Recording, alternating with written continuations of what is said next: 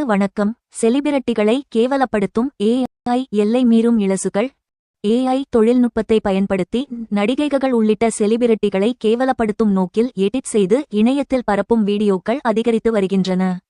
சில மாதங்களுக்கு முன்பாக ராஷ்மிகா மந்தனா உள்ளிட்ட நடிகைகளின் டீப்பேக் வீடியோக்கள் சோசியல் மீடியாவில் வெளியாகி பரபரப்பை ஏற்படுத்திய நிலையில் தற்போது திரிஷாவின் வீடியோவும் வைரலாகி உள்ளது. இன்றைய உலகம் தொழில்நுட்பத்தையே அதிகம் சார்ந்திருப்பது அனைவரும் அறிந்ததே.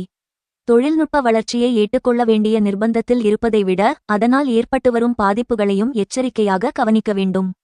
குறிப்பாக உலகை தற்போது ஆட்டிப்படைக்கும் ஏஐ எனப்படும் செயற்கை நுண்ணறிவு தொழில்நுட்பம் அறிமுகம் செய்ததிலிருந்து எல்லா துறைகளிலும் பெரிதும் உதவி புரிகிறது. ஆனால் இந்த ஏஐ தொழில்நுட்பத்தை தவறாக பயன்படுத்துபவர்கள் புற்றீசல் போல அதிகரித்து வருகின்றனர். ஏஐ பயன்படுத்தி சிலரை அசிங்கப்படுத்துகின்றனர். அதிலும் செலிபிரிட்டிகளை ஏஐ மூலம் நெட்டிசன்கள் அவர்களின் இஷ்டத்திற்கு எடிட் செய்து பரப்புவது அதிகரித்து வருகிறது.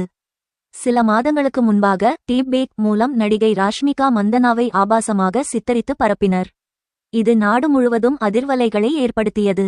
பிரதமர் மோடி கூட தொழில்நுட்பத்தை சரியான முறையில் பயன்படுத்துங்கள் என வலியுறுத்தினார். பின்னர் எடிட் செய்தவர்களை போலீசார் கைது செய்ததால் இந்த விவகாரம் கொஞ்சம் குறைந்தது. ட்ரம்ப் கமலா ஹாரிஸ் கடந்த சில நாட்களுக்கு முன்னதாக அமெரிக்க அதிபர் தேர்தலில் எதிரெதிரே களமிறங்கிய டொனால்டு ட்ரம்ப் கமலா ஹாரிஸ் ஆகியோர் ஒன்றாக பீச்சில் நடந்து வருவது போலவும் முத்தமிடுவது போலவும் ஏஐ வீடியோ வைரலாக பரவின. இப்படி ஏஐ தொழில்நுட்பத்தை சட்டவிரோதமாக தவறான வழியில் பயன்படுத்தி வருவது நாளுக்கு நாள் அதிகரித்து வருகிறது. டைம் சமன் 500 மில்லிவினாடி விடப்பெரிது திரிஷா. அந்த வகையில் தற்போது தி கோட் படத்தில் விஜயுடன் திரிஷா நடனமாடினார். அதே கெட்டப்பில் ஏஐ தொழில்நுட்பத்தின் மூலம் திரிஷாவும் ஒரு இளைஞரும் கட்டிப்பிடிப்பது போலவும் லிப்லாக் முத்தம் கொடுப்பது போன்றும் வீடியோ ஒன்று சோசியல் மீடியாவில் வைரலாகி வருகிறது. இதனை பலரும் கண்டித்து பதிவிட்டு வருகின்றனர்.